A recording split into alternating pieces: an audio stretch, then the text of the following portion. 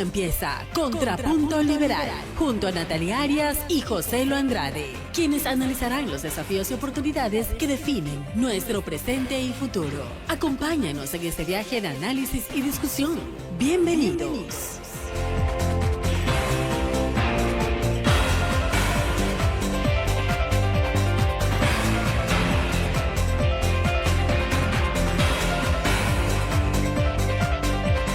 Bienvenidos a su primer programa de Contrapunto Liberal, el programa de los amigos de la libertad. Por supuesto, llevado a ustedes por el Instituto Ecuatoriano de Economía Política. Le damos la bienvenida a nuestro primer invitado del año, tenemos que decirlo, Jeremy Mosca. Bienvenido, Jeremy. ¿Cómo has estado? Muchas gracias, Natalie, y la verdad siempre es un agrado estar rodeado de gente liberal, así sea de manera virtual, pero siempre interactuar en espacios así, pues es lo máximo, y la verdad es que quería estar aquí y me da el honor de ser el primero del año, para incluso por decirlo, este año. Bueno, ha sido, además de ser el primero, pues el primero que va a hablar estrictamente de economía acá en el espacio. Bueno, quiero decirles, queridos amigos, que tenemos muchos temas por analizar. Estas semanas han acontecido varios hechos noticiosos, vamos a decir, en esos años, y para nosotros va a ser sumamente importante conversar con ustedes acerca de cómo cierra el 2025, ya se fue en este instante, y además de cuáles son esas perspectivas para el 2026. Arranquemos, si te parece, Jeremy, por la parte más básica que nosotros podríamos asumir para poder entender en qué está la economía ecuatoriana. Muy seguramente más de uno de nuestros amigos que en este momento nos está escuchando va a decir, bueno, está mala, porque sencillamente pues me toco el bolsillo y digo, caramba, no es precisamente el momento pues de mayor despliegue de las actividades económicas o un crecimiento boyante en este caso, pero pues creo que hemos cerrado un poco mejor que el 2024, vamos a decirlo. Entonces vamos primero por esa parte. ¿Crecimos o no crecimos, Jeremy, en el 2025? Claro, se puede decir que sí, el Ecuador creció, ya el pronóstico que se tiene es de 3.8 para este año 2025, pero lo que falta, yo creería lo que hay que considerar, y creo que es relevante puntualizarlo en este contexto, es comparado con qué. Estamos comparando con un 2024 en el cual salimos de una crisis energética, y yo creo que es importante que la gente tome en cuenta eso y lo acompañe con la cifra de cuál es el crecimiento pronosticado para el 2026, que es de punto algo. Entonces, ahí lo que nos damos cuenta es que tuvimos un efecto rebote de la crisis energética, sumado pues a, digamos que, ciertas cosas que sí yo considero positivas, como el tema del aumento de las exportaciones, que también no viene tanto por el lado de volumen, sino por el lado de aumento del precio de las exportaciones. Entonces, claro, ahí creo que hay que desmitificar una serie de hitos que se hacen. Por ejemplo, dice, bueno, Ecuador creció este año 3.8, sí, pero después de haber caído, o haber tenido un problema con el tema de la crisis energética. El Ecuador aumentó las exportaciones, pero no por el lado del volumen, sino más bien por el lado de el aumento de los precios de estos productos. Entonces, yo creo que si bien son cosas positivas y todos nos debemos alegrar de que el Ecuador crezca, todos nos debemos alegrar de que aumenten las exportaciones, tenemos que considerar esto para tampoco pensar que, digamos, hacernos la vista gorda con los cambios que sí hay que hacer y que son importantes hacer en este 2026. Bueno, es justamente eso, ¿no? Estas buenas noticias como con cuerda, que saltan ahí a la uno de nuevo en este caso. Buenas noticias, un poco grande tal vez la expresión, vamos a decirles que no son tan malas noticias. Entonces, hablemos un poco de eso, ¿no? Porque efectivamente uno se pregunta de dónde viene ese crecimiento. Y efectivamente, tú has mencionado el efecto rebote, que nuestros amigos pues están familiarizados. Es el hecho de haber, como decrecimos significativamente en el 2024, no hubo crecimiento económico, sino decrecimiento económico en este caso, pues esa recuperación es lo que hemos entendido como el crecimiento del 2025. Ahora, sostenido en que has mencionado tú ya en primera parte también las exportaciones. Este es un tema interesante en este caso, por precio, aunque sea por precio, de todas maneras ahí hay algo de información importante también para quienes están interesados en la reactivación económica del país. Una parte de eso podría o no podría explicarse, por ejemplo, por la entrada en vigencia de ya plenamente pues acuerdos como los que tenemos con China y esta política de Estado que cada vez que topamos este punto pues al menos se esboza una sonrisa porque en realidad ya es un tema de varias administraciones, ¿no? Contra viento y marea ahí abriendo un poco de camino, pues los acuerdos comerciales. Entonces, sobre este punto en particular, Jeremy, tú dices precio, ¿cómo es eso? ¿Cómo funciona esa parte ahí? Claro, lo que la gente tiene que comprender es que cuando hablamos de las exportaciones, decimos, bueno, aumentaron en, invento, 1.000 millones, por decirlo, hacer un número loco. Eso puede ser, por un lado, porque estamos produciendo más y vendiendo más al mundo, o por el otro lado, por el tema de que el precio de los productos que estamos exportando aumente.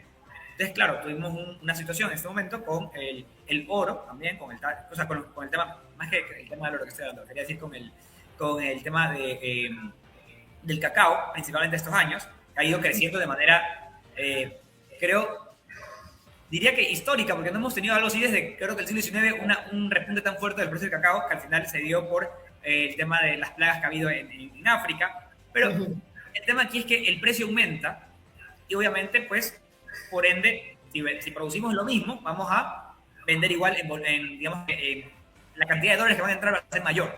¿Por qué? Porque si digamos que vendes 10 chocolates, invento, a $1, pero si el precio se duplica a 2, ahora vendes 20. Y dices, wow, crecieron las exportaciones de chocolate a $20. No, es que simplemente aumentó el precio por un tema que no tiene nada que ver contigo. Entonces, yo creo que, si bien es lo que nos tiene igual que alegrar, pero al final beneficia al país, tenemos que, digamos, que poner el matiz de por qué es la causa y que podemos aprovechar esto para qué, para producir más, solo que hay que crear las condiciones para producir más. Efectivamente, ahí nos queda mucha agenda pendiente, pero bueno, hemos puesto un punto ahí interesante, entender pues que este año ha sido de recuperación, primero, segundo, pues buena parte de estas novedades en materia de crecimiento económico, pues dadas por el tema de exportación. Ahora, Ecuador tiene tremenda lista de tareas pendientes para efectos de poder recuperar o aprovechar un poco más. Escuchaba algún personal del gobierno en este instante hablar pues sin el matiz, vamos a decir lo que tú has acentuado en este instante, tratando de comunicar pues que el crecimiento se había producido, o ese nivel de crecimiento se había producido. Ahora, expectativas para el 2026, Jeremy, en este caso, ¿cuáles? O sea, de los que normalmente alimentan las estimaciones de crecimiento para el 2026, ¿cuáles rescatarías tú y cuál te parece que en este caso pues tendría algo más de sentido en razón de lo que tenemos todavía pendiente, déjame decirlo así, en la bandeja de salida? Claro, yo diría que al final, y ya pensando a largo plazo, lo que nos tiene principalmente interesar es el tema del PIB per cápita. O sea, lo digo ¿por qué? Porque al final Ecuador es un país que está tan lejos de alcanzar otra clase de temas que lo primordial ahorita es producir más. Producir más. Y eso creo yo que se puede ver un poco, o sea, la importancia se puede ver un poco difuminada por el tema de creer de que hay años que crecemos más, años que crecemos menos, cuando el tema es que en general no estamos creciendo ya en promedio.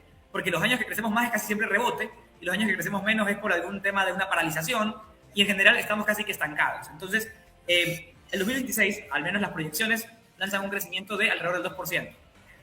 Eso no es nada para un país que, más allá de venir de una situación económica difícil como la que se ha encontrado, es un país que tiene todavía mucho margen de crecimiento. Es decir, tenemos, para que la gente se haga idea, tenemos al 70%, el 65% de la población trabajando de manera informal. ¿Ya? Es decir, gente que está fuera del mercado formal de trabajo y que podría incorporarse y aumentar su productividad de una manera gigantesca que serviría para hacer crecer el PIB. Cuando uno revisa, y a veces me preocupa cuando vemos la formación bruta de capital fijo en este país, o sea, es decir, lleva estancada. O sea, justamente un país como Ecuador que necesita que llegue inversión y que esa inversión se traduzca en más bienes de capital, parece como que el ecuatoriano no se está dando cuenta de la importancia de eso y ningún político parece estar hablando de cómo hacer algo allí. A mí me gusta como recordar un poco cómo ha ido evolucionando eso, porque hasta inicios de la dolarización en Ecuador, la formación bruta de capital fijo venía por el sector privado. Es decir, el sector privado era el que estaba poniendo los bienes de capital para producir más. Durante la década pasada, que ya no es la década pasada, digamos que la década entre el 2007 y 2017, eso pasó a ser a caer la privada y a subir la pública. Y el peso comenzó a estar justamente en la formación bruta de capital, digamos que capital, dentro del sector público. ¿Y qué pasó cuando caen los precios del petróleo? Se desploma la formación bruta de capital y la privada no remontó, o sea, no volvió a subir, se quedó estancada. Entonces, ¿qué pasó? Confiamos, pusimos todos los huevos en el sector público se desmorona y el sector privado ya no se puede recuperar. O sea, el punto tiene que estar en cómo podemos recuperar ese pilar que era el sector privado, cómo le devolvemos su rol para volver a crecer como estábamos creciendo al inicio de la dolarización. Y yo creo que es importante ver que no podemos conformarnos con un crecimiento, digamos que del 2%, cuando tenemos gran parte de la población desempleada, cuando tenemos gran parte de la población en la pobreza, cuando tenemos gran parte de la población que simplemente subsiste con lo suficiente para poder comer ese día. Ya, esa es la realidad de la mayoría de ecuatorianos. Incluso a nivel, digamos que ya de tener una cuenta. O sea, casi la mitad de los ecuatorianos no tiene una cuenta. O sea, es increíble. Has tocado varios. Vamos dejando un ratito aguantado el tema financiero porque me gustaría retomar en este caso el tema empleo, ¿no? Tuvimos el año pasado pues también este año incluso oportunidades de reformas en ese sentido y pues no prosperaron en este caso. Es una discusión compleja porque cada vez que alguien sensato como tú, Jeremy, topa el tema de cómo se encuentra, cuál es la estructura de nuestro mercado laboral, lo rígido que es, y además estas cifras como son pavorosas en realidad cuando uno las analiza con un poquito de serie de tiempo, algo le agrega un poco más de perspectiva de cómo se ha ido moviendo, pues se escandaliza porque implica entonces que ese deterioro del empleo no es una cosa distinta al hecho de que en la proporción que van entrando al mercado laboral también se van quedando en la informalidad o en el desempleo. Significa que no tenemos posibilidades de absorber a esos nuevos ecuatorianos que se van sumando todos los años al mercado laboral y además que en cifras redondas pues se ha deteriorado todavía más. Ya. Cada vez es menos la proporción de ecuatorianos que en este caso han podido acceder a un empleo formal. Y uno, pues tal vez si no está muy orientado dentro de estos temas, podría creer que la culpa es tal vez de esos empleadores o potenciales empleadores que no terminan de apostar en este caso, ¿no? Y en realidad pues hay bastante más tela que cortar en este asunto. Ahora, tenemos ahí una situación bien delicada porque pues, vemos a la Asamblea Nacional tal vez en cualquier otro tema en este instante, ningún vocero, sea oficialista o de oposición, en este momento pues abanderando, en este caso, reformas laborales de esa naturaleza, más bien todavía por ahí se escucha ese ruido, vamos a decir, en este caso, de quienes supuestamente en representación de los que ya tienen empleo insisten en que se mantengan las mismas condiciones actuales que ya hemos comprobado no han funcionado. Entonces, ¿para dónde mirar, Jeremy? Porque efectivamente, en este caso, hoy por hoy, pues nuestra legislación es de carácter nacional, ¿no? Estado monetario, ahí no tenemos posibilidades de ir saliendo en ese caso. ¿Para dónde mirar en ese sentido? Bueno, yo creo que más allá del problema que todos los ecuatorianos creo que los tenemos claros, es decir, no hay empleo, una serie de temas, el tema pasa al menos por 3 reformas de las cuales siempre se ha hablado, en diferentes, digamos, indistintamente de la postura que se pueda tener. Pasa por el COMIF, Código Orgánico Monetario y Financiero, pasa por una reforma que toque lo que sería el Código Laboral y una reforma que pase por el tema del Instituto Ecuatoriano de Seguridad Social. Son los 3 puntos que suelen ser los que usualmente se suelen discutir cuando se habla de las reformas que se tienen que hacer en el Ecuador. Entonces, los temas están claros, la gente conoce cuáles son, en el tema político, pero no hay voluntad de hacer los cambios. Esa es la realidad. Es decir, propuestas ha habido de todo tipo ya para promover, pero en la Asamblea en este momento se están debatiendo cosas como la ley para los gamers o incluso supuestamente para reactivación económica. El presidente de la Asamblea llegó a decir que querían hacer una reforma al tema del periodo de ley seca. Es decir, ley seca, que estamos hablando de algo que ocurre cada 4 años, durante al menos 48 horas, pone 72, digamos que lo modifiquen y le reduzcan 24 horas, ¿de qué manera eso va a aportar al desarrollo económico del país cuando tienes al 75% de los ecuatorianos sin un empleo formal y nadie quiere hablar de una reforma laboral, cuando tienes una situación en la cual, más allá de la formalidad, incluso hablemos de la productividad por trabajador, es bajísima en el país, y es bajísima comparado con simplemente el año 2014, es decir, producimos menos por ecuatoriano que en el año 2014, y estamos hablando de que hay que preocuparnos porque los niños gamers no participen de ciertos juegos, o que cuando jueguen por lo menos se les dé un premio, una recompensa. O sea, eso es lo que está peleándose la Asamblea en este momento, cuando la mayoría de ecuatorianos no tienen ni siquiera para el día a día. El punto clave es la desconexión que a veces pues presenciamos de parte de los representantes. Quiero decirlo. No sé qué propuesta hay. O sea, y tú lo has de saber. El IEP hizo un documento con 5 reformas importantísimas para el Ecuador en su contexto. Hasta el día de hoy hizo que ninguna se ha discutido, ¿ya? Y no solo eso, que no se han discutido, sino que ni siquiera los temas en la Asamblea se están tratando. Están viendo soluciones, ni siquiera soluciones, porque yo iba a decir soluciones parche, pero es que ni siquiera son parches, o sea, son simplemente, diría, un caramelo que tiras ahí en la calle y como para que alguien lo atrape. O sea, no es ni un parche lo que están proponiendo en la Asamblea. En el clavo ha dado Jeremy Busca en esta noche. Bienvenido, Joselo, ¿cómo estás? Qué gusto saludarte. ¿Qué tal? Bueno, primero que nada, muy feliz año con todas las personas que nos están escuchando. Este es nuestro primer programa del año. Qué gusto verte por aquí, Jeremy, Natalie. Qué gusto estar con ustedes, estimados amigos, de nuevo, para hablar de lo que sucede en lo económico. Pero bueno, amén de eso, no hay forma de evitarlo. Qué buena noticia, cómo se empezó bien el año, ahora que estamos hablando de que Nicolás Maduro se encuentra tras las rejas, donde siempre debió haber estado, ¿ya? Entonces, aunque no todo ha cambiado como queremos que cambie, hay una transición, todo esto está por verse, hay mucho por hacer. Lo cierto es que está interesantísima la película, lo cierto es que esta es la mejor telenovela de los últimos 25 años que Venezuela ha sacado a la luz. Entonces, en ese sentido, pues, y además, de hecho, todos sabemos que va a terminar con final feliz, o sea, tarde o temprano, el pueblo venezolano será libre. Entonces, bueno, no podía dejar de decir esto. Y bueno, ahora sí, volvamos a yo digo, la verdad que fue una noticia que, igual como lo mencioné hace unos días atrás en la radio, me emociona muchísimo que ocurra. Ahora el tema de lo que... El problema real ahorita yo creo que con los venezolanos es la opresión que también está pasando con el régimen de Delcy Rodríguez, que sigue al poder y que ojalá la logren sacar.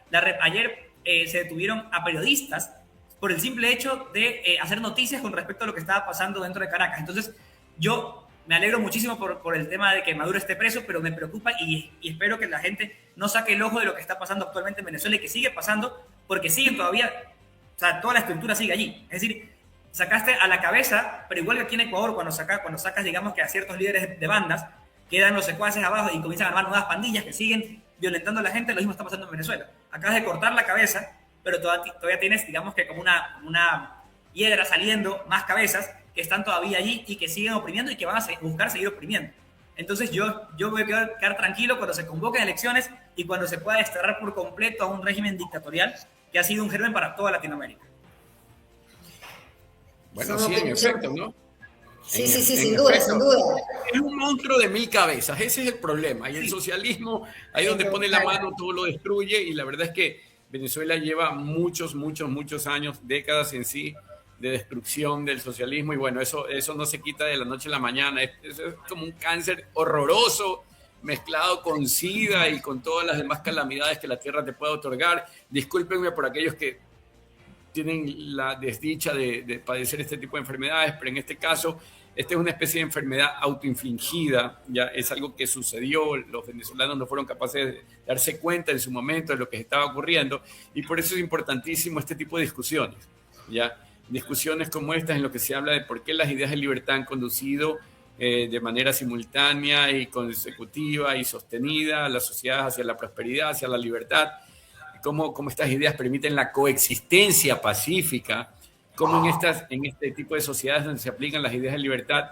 esto es más coherente con la humanidad, con la democracia, con los valores occidentales, con el respeto, con el diálogo, cosa que no sucede con el socialismo del siglo XXI, cosa que no sucede con estas. En todo caso, volvamos a lo económico. Tenemos un 2026 que en todo caso inicia un poco mejor que lo que fue el 2025. porque tenemos algunos indicadores ahí que algo muestran, ¿no? Tenemos un riesgo país un poco más bajo, de hecho, hasta hubo una cierta actividad un poco inusual el fin de año, parece ser que en la península de Santa Elena vendieron mucho más o sea, con decirte una cosa, yo tengo 51 años y es la primera vez que fui a Salinas, y entonces eso quiere decir que la verdad la gente estaba sí, de tráfico en vía a la costa, ¿no? Hubo gente que se regresó ya estando o sea, ya llegando a la playa se regresaron porque veían que igual iban a morir hasta la noche en llegar. Sí, en realidad el retorno fue horrible, y eso que yo regresé el día viernes. Pero bueno, volvamos a lo económico. Ya han estado hablando de lo económico. ¿Qué de todas las reformas que se han mencionado, y me refiero a las que tú mencionaste, Jeremy, las que desde el Instituto Ecuatoriano de Economía Política se han impulsado, sea sistema de pensiones, sea más banca en el Ecuador, sea reforma laboral, sea un cambio en lo que en lo fiscal, en lo que se refiere al Estado ecuatoriano, o alguna reforma comercial, ¿crees que sea más viable llevar adelante en este año?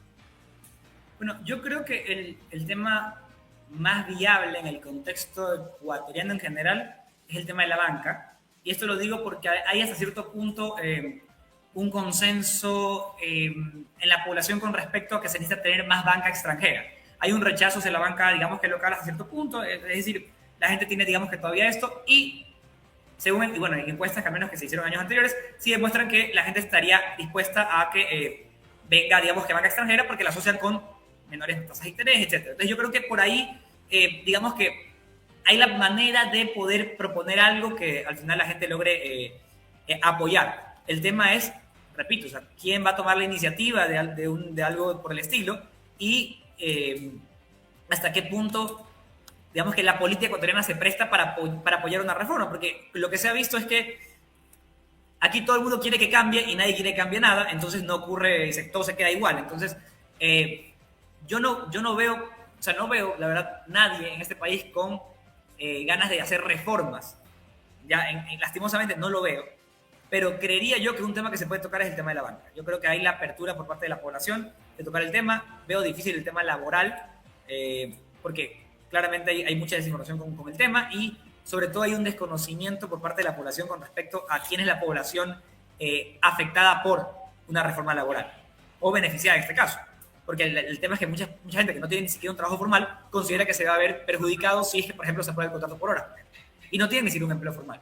Entonces yo he visto muchas de esas personas discutiendo el tema en un contexto en el cual ni siquiera están formalizados y que creen que se van a ver perjudicados por una reforma al código. Entonces hay una serie de cosas que al final pasan por una mala comunicación y por un desinterés por parte de los políticos de ensuciarse y meterse en la parte, digamos, que la discusión académica, en la cual prefieren pues hacerla a un lado y decir, bueno, si fracasó no fue mi culpa porque yo no me metí en eso. Y tú has dado algunas pautas en ese sentido. Retomemos el tema financiero porque efectivamente compartimos, ¿no? De hecho, el instituto justamente ha trabajado varias veces en reformas en ese sentido, propuestas para un Ecuador muchísimo más próspero, apalancado en un crecimiento, tomando como referencia, una apertura, mejor dicho, financiera, tomando como referencia a quien en la región lo ha hecho mucho mejor, en este caso Panamá. De hecho, aquí en el programa hemos tenido varios invitados, entre ellos, por ejemplo, Gabriela Calderón, ¿no? Que ahora mismo está al frente, está liderando una iniciativa en este caso, en esos mismos términos, porque es indispensable, ¿no? Y ahora que tú lo has mencionado, sí, podría concordar también justo en este punto, Jeremy. Creo que habría muchísima más apertura, porque a veces justo nos topamos con estas vicisitudes, ¿no? No solamente tenemos falta de liderazgo, sino además también tal vez esta parte de la contradicción de lo conveniente que sería realmente tener muchísimas más opciones con respecto a crédito formal, cuando ya tenemos de hecho pues una situación bastante delicada en el país con respecto, vamos a decirlo para no arruinar nuestro programa de primer programa del año, crédito informal, voy a decirlo en este caso, por no decir chulco, en otros términos, y los problemas sociales pues derivados de esta situación. Entonces, por ahí es que vamos a darle este año, ¿sí o no, José? En efecto, yo creo que podría haber menor resistencia, digamos, es políticamente mucho más viable. Pero lo que sí, y ojo, le digo a la ciudadanía, o presten atención a lo que voy a decir, yo creo que quien presenta desinterés al respecto es precisamente este gobierno. O sea, nosotros lo mencionamos cada vez y cuando, lo mencionamos a través de medios de comunicación. Hemos tenido incluso en este programa en algún momento a un representante del bloque legislativo de ADN. Hemos comentado esta iniciativa, se encuentra en las redes sociales. Hay incluso una publicidad que no se lleva dándole 30.000 likes o vueltas a la red, y que yo veo cada vez y cuando. También nos han insultado por eso, porque aquí la izquierda ecuatoriana, pues para eso sí trabaja, para eso sí funciona, para insultar y para llorar por la caída del dictador venezolano. Pero bueno, veo que no muestra interés ni el bloque legislativo ni el gobierno en este tipo de iniciativas. Tal vez será que nosotros estamos haciendo mal nuestra tarea y no nos estamos comunicando de forma adecuada, pero sin embargo sí puedo decir que a través de representantes del instituto hemos llevado esta cuestión a representantes, digámoslo así, del gobierno, y sin embargo no termina de haber, digamos, por lo menos la atención requerida para ir por una reforma que dotaría de financiamiento a los empresarios ecuatorianos. Y ojo, lo voy a decir con estas letras, con estas palabras, a los empresarios, porque estoy cansado de que la zurdería haya impuesto aquel término de los emprendedores. Emprendedores un carajo, empresarios somos todos. Ya, todo aquel que emprende, pone un negocio chiquito o grande es un empresario. Y no que hay que decir que el emprendimiento. ¿Saben por qué la palabra emprendimiento ha tenido tanto éxito? Porque estos zurdos han logrado instalar el relato de que la palabra empresario es mala palabra y por tanto hay que utilizar un sustituto para hablar de aquello que en realidad en el mundo civilizado es lo normal. Hablar de que el empresario necesita ser apoyado y que más que contar con el recurso adecuado para llevar adelante sus proyectos con los cuales se genera empleo, se genera reactivación económica y se les da en la boca a los zurdos. Porque al final los zurdos hablan mal de todo. Hablan mal de la caída de Maduro, de eso deberían hablar bien.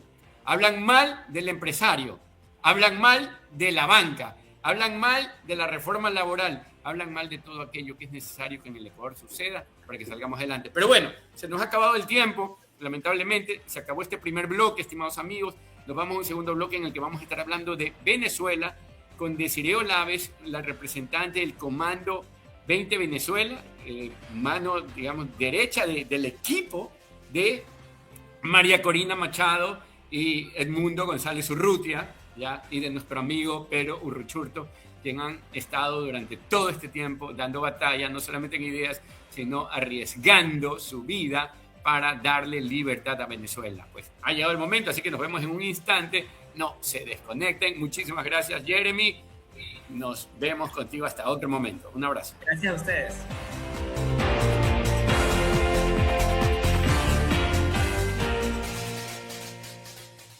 Hacemos un corte y enseguida regresamos. Inicio de espacio publicitario. Esta Navidad con Pacificar, por tus compras desde $300, participas por uno de estos increíbles premios. Disfruta un crucero al fin del mundo en Argentina. Descubre la magia de la isla de Pascua en Chile. O vive la experiencia de ver linternas flotantes en Tailandia. Elige tu destino registrándote en www.bancodelpacifico.com. Hoy sí con Pacificar. Banco del Pacífico, tu banco. Seguimos con más de I99. ¡Qué buena radio! Fin de espacio publicitario.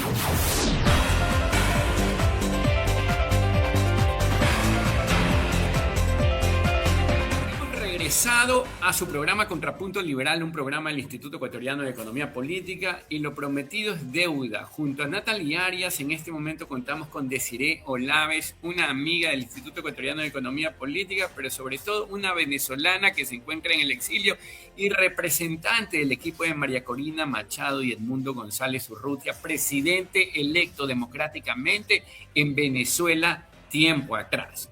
Entonces, queremos empezar, Desiree, por preguntarte cómo te tomó esta noticia ese día 3 de enero que nos levantó a todos de una forma maravillosa. La verdad, yo estaba dormido, te cuento, y en medio de eso, estaba dormido, mi esposa viene y me dice, oye José, ¿no sabes lo que pasó? No, ¿qué hay? Me dice, no, es que ya lo metieron preso a Maduro. No te puedo creer. Pero ¿sabes qué? Te voy a confesar que algo que me hizo morir de risa es que en línea seguida me dice, y parece que de paso fueron dinamitando la tumba de Hugo Chávez. Cuando me dijo eso, yo dije, vamos, pues si esa es la cereza del pastel. Qué bonita noticia, qué agradable. Y bueno, ahí comencé a reírme, ahí comencé a ya despertarme de verdad, busqué mi teléfono para informarme, pero bueno, así lo estaba viviendo yo, alguien que quiere mucho la libertad y que entiende que los venezolanos han vivido en un cautiverio, que han vivido las penurias del socialismo del siglo XXI, las del socialismo en acción, ya, porque ahí sí se aplicó el socialismo, pero ahora quiero entender qué le pasó a Desiree Olaves, la venezolana que vive en un país diferente del suyo, que tiempo atrás tuvo que emigrar por esas cosas que le han pasado a cerca de 8 millones de venezolanos. ¿Cómo estás, Desiree? Feliz año. Feliz año, José, feliz año, Natalie. Bueno, primero que todo, un gusto estar con ustedes nuevamente, ¿no? Fíjate, en lo personal te comento, yo estaba despierta. Y bueno, como sabes, nosotros tenemos un grupo y una estructura que se mueve a nivel mundial, ¿no? Hay países que estaban despiertos también, hay líderes que estaban despiertos y comienzo a recibir llamadas y fíjate en las redes y estás dormida y yo no estoy dormida, tranquila, entonces algo está pasando en Venezuela, porque eso fue lo primero, ¿no? Algo está pasando en Venezuela. Luego, claro, nos vamos a las redes, comenzamos a recibir noticias, comenzamos a recibir llamadas de amigos que estaban en Venezuela y la respuesta es, está cayendo, ¿sabes? O sea, está cayendo el régimen. Y la pregunta era, ¿cómo están ustedes? Nosotros estamos bien, ¿ok? Entonces, claro, un poco con la calma de que en Venezuela la ciudadanía estaba bien, estaba bajo buen resguardo, que es lo que siempre hemos pensado y lo que siempre hemos recomendado, pues comienza la expectativa, ¿no? Cómo se están dando las cosas y qué está sucediendo. Y después una suerte de alegría, bueno, capturaron a Nicolás Maduro y a Cilia Flores, que son las cabecillas del régimen, que son las cabecillas de la estructura criminal. Pues por supuesto nos tenemos que alegrar como venezolanos, como políticos, como un ciudadano común más, ¿ok? Por supuesto esperamos muchísimas más acciones, esperamos muchísimas más cosas, que todo trascienda y que realmente terminemos en la libertad. Pero ese día fue una expectativa totalmente en positivo. Sin saber más allá o más acá qué iba a pasar en el futuro, pues por supuesto que estábamos súper contentos, ¿no? Eso no lo podemos negar. Y bueno, por otro lado, pues preocupados por nuestra gente en Venezuela, preocupados por nuestros familiares, por nuestros afectos, por los ciudadanos, por el individuo, pero entendiendo que ellos han entendido muy bien cómo se vive este proceso y este proceso se vive bajo cuidado, ¿ok? Entonces, una vez todo calmado, pues comenzamos a entender. Como te decía hace un ratito, creo que todavía no hemos procesado, muchísimas personas todavía no hemos procesado lo importante que es que Nicolás Maduro y Cilia Flores ya no se encuentren al mando de lo que es la estructura criminal en Venezuela, pero nuestra expectativa es en positivo, o sea, como ciudadano, como individuo, como parte de la sociedad, como luchadora, como político, nuestra expectativa es la libertad de Venezuela y sabemos que ya comenzó.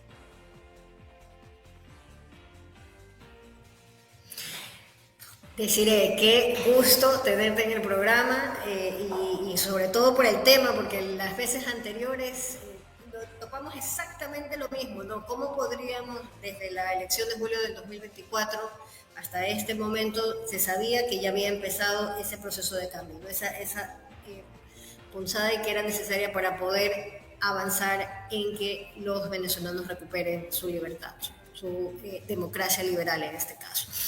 Ahora, es tanto lo que hay que conversar aquí que voy a empezar en este caso por ese proceso de transición. Nosotros estudiamos los procesos de retorno a la democracia de los 80, y ahorita vamos a vivir uno en tiempo real, ¿no? Con circunstancias particulares, obviamente, porque cada uno en este caso tiene sus particularidades, pero es por ahí por donde quisiéramos arrancar, empezar a entender todo lo que tendría que pasar para que realmente Venezuela recupere su democracia liberal, pues, ¿no? Entonces, estos pasos que no podrían lastimosamente pues encontrarse en un ABC, sino que vamos a irlos descubriendo en el camino, pero empecemos por esta primera parte, ¿no? Caídas las cabezas, ¿qué es lo siguiente que tendría que pasar? Mira, para nosotros poder creer y confiar en una transición en Venezuela, primero y lo primordial y nuestra gran bandera en este momento es la libertad de los presos políticos, ¿ok? Para poder creer en una democracia, Perdón, en ¿a una... cuánto ascienden más o menos ahorita para que nuestros amigos que están escuchando Contrapunto Liberal pues lo recuerden? Porque lo hemos escuchado, pero... Son más de 800 presos políticos entre líderes políticos, sociedad civil y familia militar.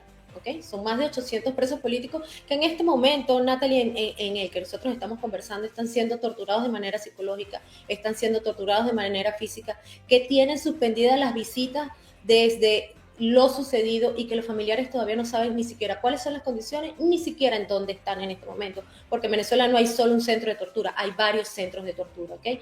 Entonces, nuestra primera petición como sociedad venezolana, como políticos agrupados, como líderes de las fuerzas democráticas, en voz de María Corina, en voz de Edmundo González, es la petición de la libertad de los presos políticos. Por ahí tenemos que arrancar.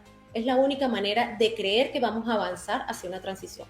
Luego, después de eso, bueno, lo que tiene que suceder, terminar de deslastrarnos de la estructura criminal que existe en Venezuela. No se nos puede olvidar que Delcy forma parte de la estructura criminal. No se nos puede olvidar que Diosdado Cabello también tiene un precio por su cabeza. Hay una recompensa por Diosdado Cabello. Hay una recompensa por nuestro ministro, que es el ministro encargado de Nicolás Maduro, el ministro de Defensa, Padrino López. Eso no lo podemos olvidar, ¿ok? No estamos hablando de venganza ni de revanchismo, estamos hablando de justicia. Estamos hablando de que la misma Delcy Rodríguez es una criminal. Tenemos que aceptarlo así. Es una criminal y no le vamos a lavar la cara en este momento solamente porque ella pueda decir que es la garantía de una transición en Venezuela, ¿ok? Hay documentos que lo demuestran, hay una suerte. A ver, ella primero es la garantista de la presencia de Irán en Venezuela, de China en Venezuela, de Cuba en Venezuela, ¿ok? Todas las aperturas que se dieron para la colaboración con esos gobiernos comenzaron con Delcy Rodríguez a la cabeza, ¿ok? Tiene denuncias a nivel internacional. Entonces, no porque definimos que ella era la vicepresidenta de Maduro y que ahora suele ser la presidenta de Venezuela, o que así se juramentó como presidente de Venezuela, se nos va a olvidar quién es Delcy, ¿ok? Entonces, partiendo de eso, pues eso también tiene que caer, ¿no? Eso también tenemos que deslastrarnos de eso. Tienen que poder sanear lo que son las estructuras criminales en Venezuela. Recuerda que nosotros tenemos círculos bolivarianos que están armados. Tenemos estructuras paramilitares que ellos armaron desde hace más de 20 años, están armando a la población civil que es afín a ellos. Estamos hablando que tenemos presencia del ELN, estamos hablando que tenemos presencia cubana todavía en Venezuela. Entonces, hay muchas cosas que tienen que pasar, entre las cuales tiene que estar la pacificación de Venezuela. Eso tiene que suceder también. Y, por supuesto, ir avanzando en cada uno de los pasos que realmente nos hagan creer en una Venezuela libre y democrática. Y al llegar, ¿cuál es el final de toda esta transición? Pues el reconocimiento de las elecciones del 28 de julio. Porque en ese momento en que todavía el régimen estaba en su mejor punto, en que Diosdado Cabello, Maduro y toda esa estructura criminal controlaban el CNE, controlaban todos los poderes públicos, nosotros logramos tener un candidato, logramos tener un presidente electo, logramos demostrar que ganamos en su momento. Entonces, yo te puedo decir que el último ápice de democracia dentro de una dictadura fue ese momento, el 28 de julio. Entonces, ignorar eso, pues también es querer quitar de la página de la historia contemporánea de Venezuela un gran hito, que fue que se ganó unas elecciones, que hay unas fuerzas democráticas en unión que lograron derrocar al régimen de Nicolás Maduro dentro de su cancha, cuando quisieron jugar a la democracia. Ahí en ese momento demostramos que realmente la sociedad venezolana quería un cambio. Entonces, te puedo decir que el anhelo de la sociedad venezolana sigue siendo el mismo. Venezuela libre, el reconocimiento de los resultados del 28 de julio y, por supuesto, comenzar a reconstruir nuestro país. Suena repetitivo, pero es que es lo que nosotros queremos, es lo que quiere el pueblo venezolano, es lo que quiere pues la gran unidad democrática en Venezuela, es lo que nuestro liderazgo así determina, porque definitivamente están bañados en lo que es la soberanía popular. Más del 80% aprobó a María Corina Machado en unas primarias, más del 70% votó por Edmundo González, tutelado por el liderazgo de María Corina Machado. Entonces, no podemos desconocer en este momento lo que fue la voz del pueblo y lo que sigue siendo la intención del pueblo venezolano.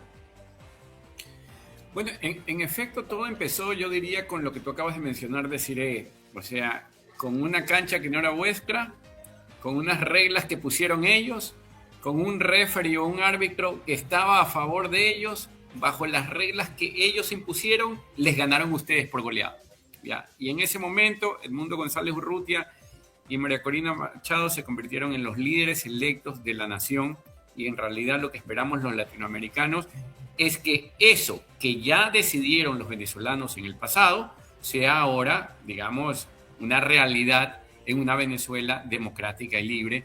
Y lógicamente cualquier proceso de transición legítimo tiene que empezar por eso, ¿ya? Por hacer las cosas bien, porque no se puede, y ojo, no, yo no quiero criticar al gobierno de Donald Trump ni al gobierno norteamericano, al cual sí creo no ha hecho de esta una transición limpia, porque la extracción sí fue limpia, sí fue by the book, fue de Hollywood, fue hermosa, ya fue algo, si quieres, si lo hubiéramos pedido a Papá Noel, tal cual, salió, ya.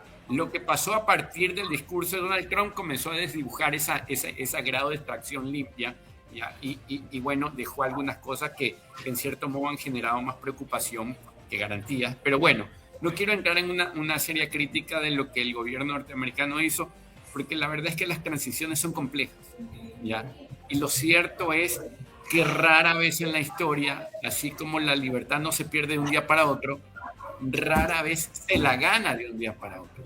O sea, ya esto de aquí en realidad es un problema de unas dimensiones desconocidas. Incluso el mismo día en que ustedes estén gobernando ese país que democráticamente los eligió, ¿ya? Al que los venezolanos decidieron debían gobernar, estas personas que creen en la libertad y en la democracia, se van a encontrar con cosas que en realidad han estado ocultas, más allá del plan que se pueda tener, porque más de 2 décadas, 26, 27 años de dictadura, 26, 27 años de una estructura criminal socialista en el poder, o sea, no terminan de la noche a la mañana. Yo quisiera decirte algo con esto te doy paso, y es que yo recuerdo que cuando se disolvió el bloque soviético, hubo un señor llamado Václav Klaus que dijo sobre la República Checa: a partir de mañana vamos a desmontar las estructuras que el comunismo tenía en la República Checa. Eso es posible, pero nos va a tomar décadas desmontar esas ideas, ¿ya? Ese adoctrinamiento y eso que se llegó a filtrar dentro de la sociedad de la República Checa. Yo les prometo dentro de un tiempo hablarles de los resultados económicos y también de cómo nos va Colombia.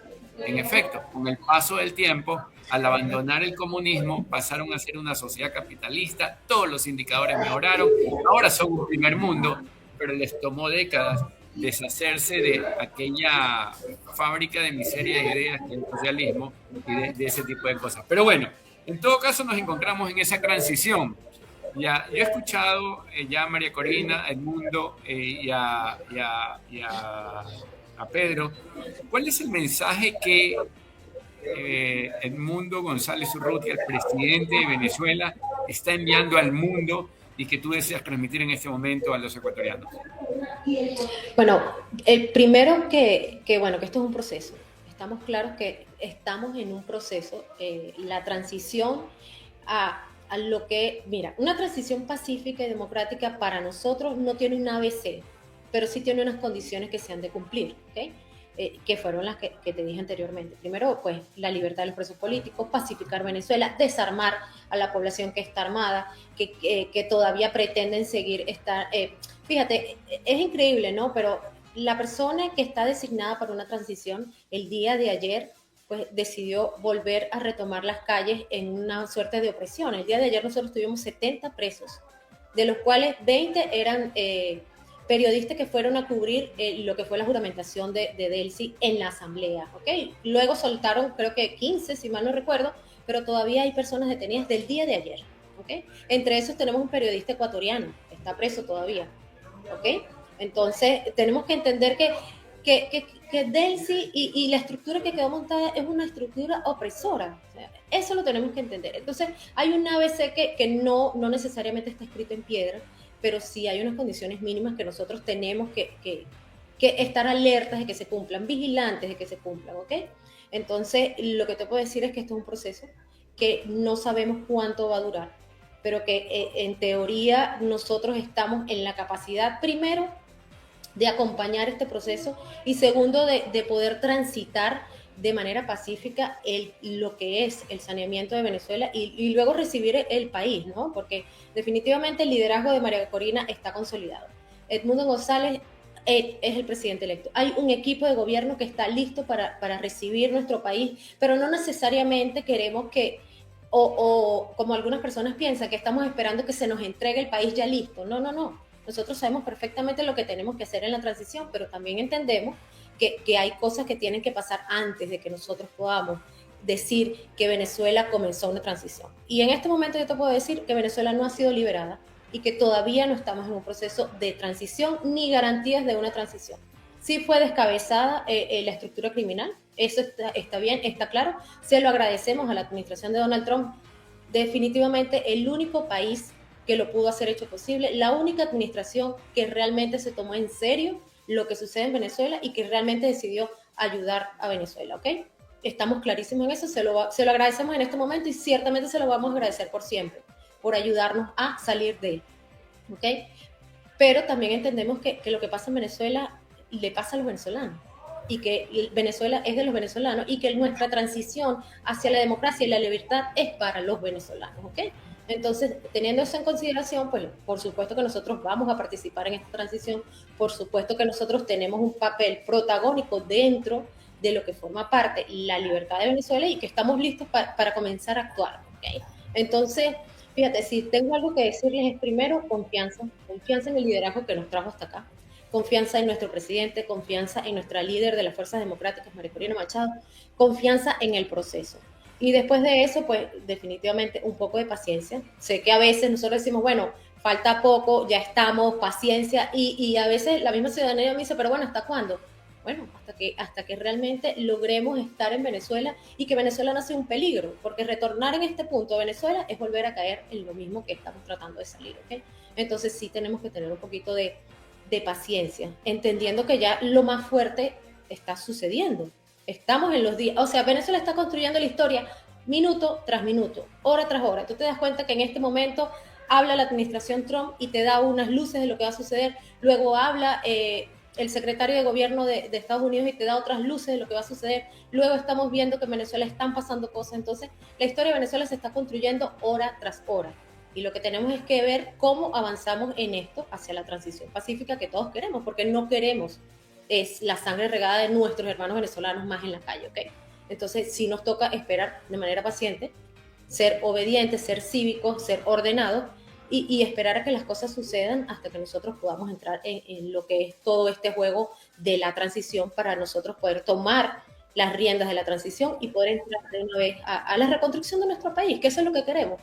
Fíjate, o sea, nosotros salimos en protestas espontáneas el sábado, el domingo en una protesta organizada, y todos los ciudadanos que se acercaban a nosotros lo único que nos decían era ¿cuándo podemos regresar? O sea, el interés del venezolano es regresar a su país, a reconstruir su país, porque tú también en ese momento le dices, pero bueno, y tú vas a regresar, ¿y qué vas a hacer en Venezuela? Y todos te responden lo mismo, vamos a trabajar en Venezuela, vamos a hacer el doble de lo que estamos haciendo aquí, porque es nuestro país. Entonces nosotros estamos conscientes de que vamos a recibir un país hecho triza, pero también estamos conscientes de que lo vamos a reconstruir. Eso, mira, a todas luces forma parte de los derechos individuales de cada venezolano. Seguridad, paz, democracia e individualismo. Eso es todo lo que estamos pidiendo. No, se oye fácil, pero es muy grande cuando estamos tratando de salir de un régimen del que estamos saliendo.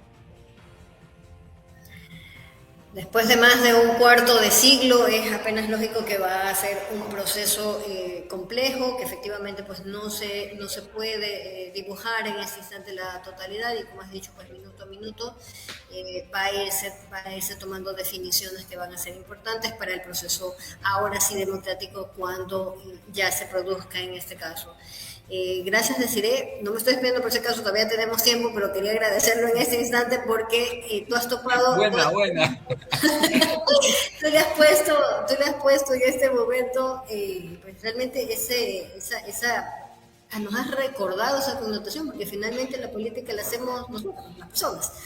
Entonces, y tenemos pues nuestro propio proyecto de vida, y ese fue sobre todo el que se afectó por estos 25 años con todas las restricciones, con toda la miseria que representó este régimen dictatorial. Entonces es sumamente importante irlo entendiendo en esos términos, ¿no? Y qué importante que es saber que también hay quienes en este instante ya se preparan mentalmente para un proceso que va a ser complejo, sin duda muy extenso, más allá de lo que uno quisiera tener, pero también que ya representa esa vuelta de página para dejar atrás al socialismo del siglo XXI.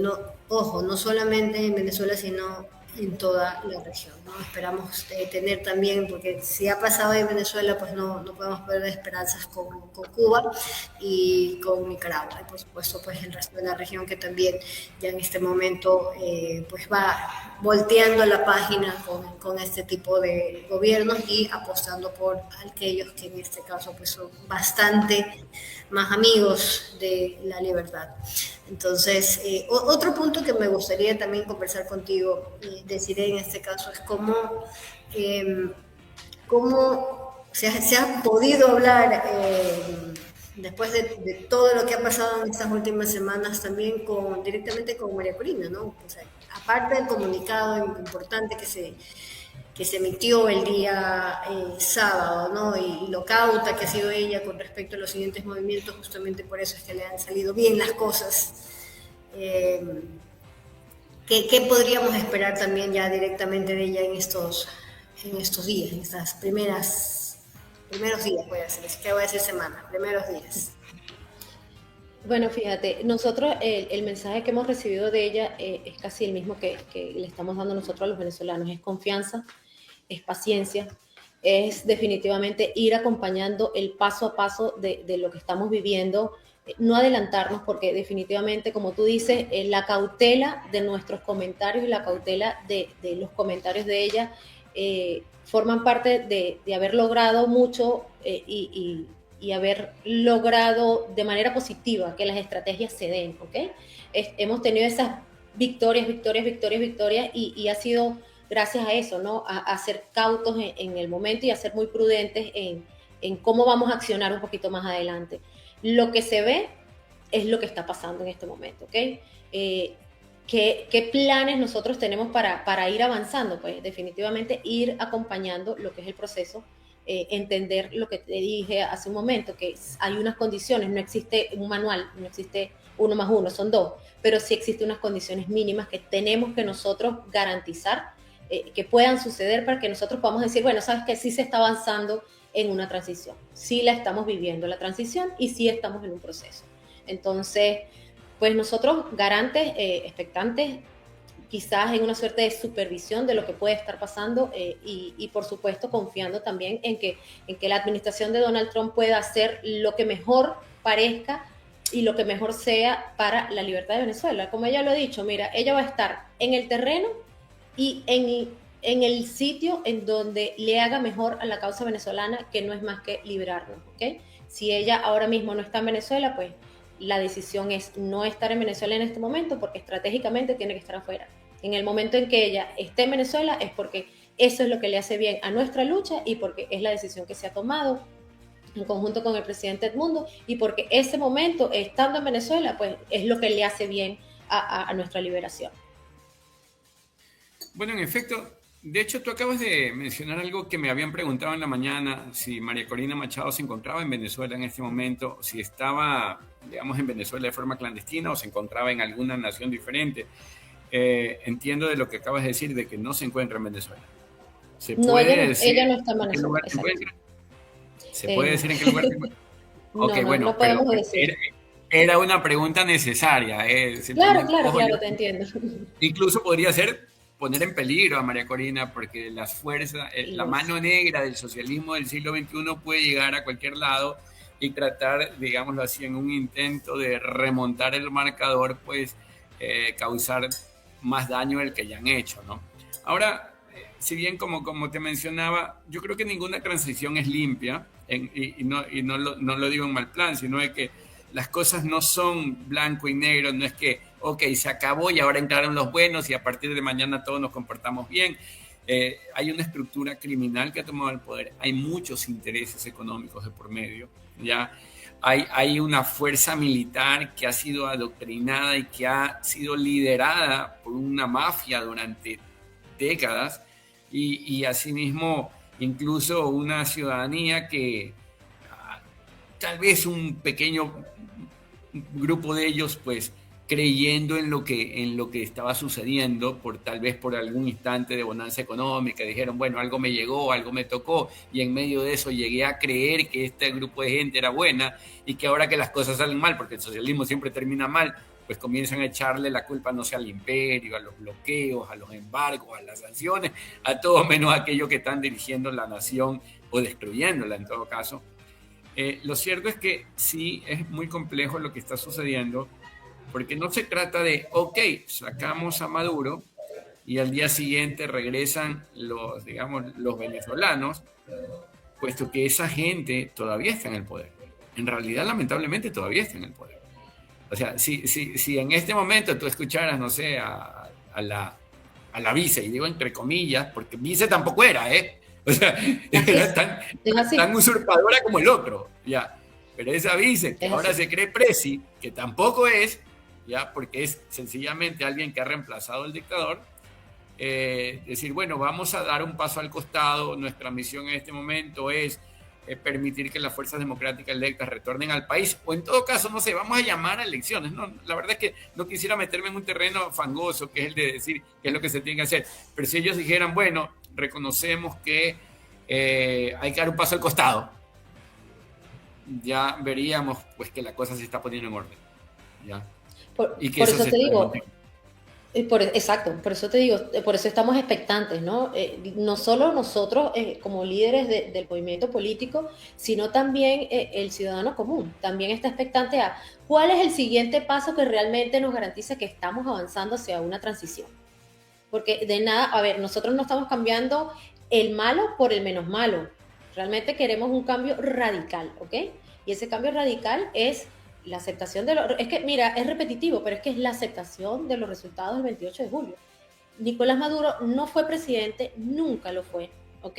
Entonces, si no fue presidente, como tú dices, Delcy tampoco fue vicepresidente, también es una usurpadora. Y ahora, de presidente, pues, se podría yo decir mil cosas más, ¿no? Pero en este caso, lo que creemos es que la garantía de esa transición está en manos de ella. Y lo dijo muy claro el presidente Donald Trump cuando dijo, con ella se puede negociar, con ella se puede hablar y ella sabe que tiene que cumplir una y cada una de las promesas. Recuérdate que la transición en este proceso, pues hay una suerte de tutelaje.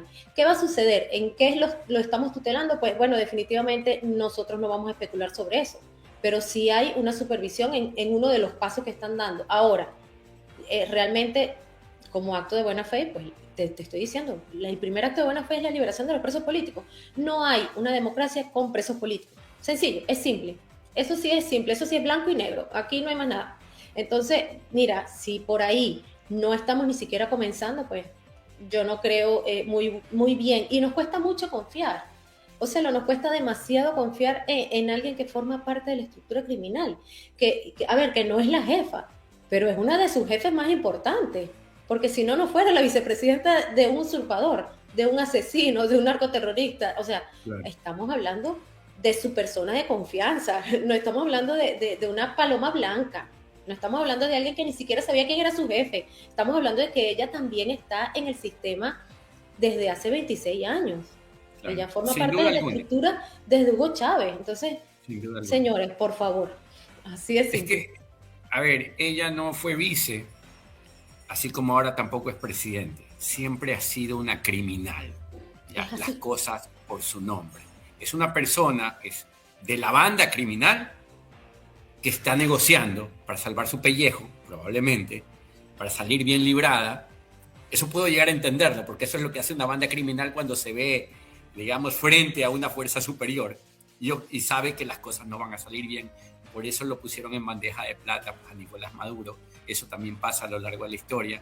Cuando una fuerza se ve superada por otra, pues terminan entregando a todo el mundo con la intención de salvarse. Bueno, esa es la historia que se está escribiendo en este momento. Desiree, te agradezco muchísimo por haber estado con nosotros. Vamos a seguir conversando porque esto es una historia en proceso. Como dicen los americanos, es ongoing. No podemos, o sea, el día de mañana pueden haber muchas más noticias. Esperemos que todas sean buenas. Esperemos que todas sigan en la dirección adecuada. Yo podría decir que, bueno, en realidad ha sido un paso importantísimo. Eso sí, claro. Ya, definitivamente. O sea, de la última conversación que tuvimos a la actual, hemos avanzado un montón. Falta mucho por avanzar, pero se ha avanzado un montón.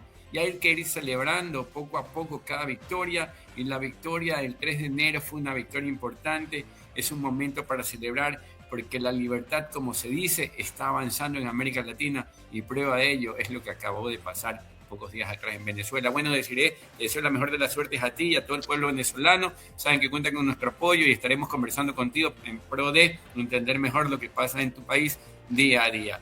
Y con ustedes, estimados amigos, nos vemos la próxima semana. Chao, chao, listo. Cuídense.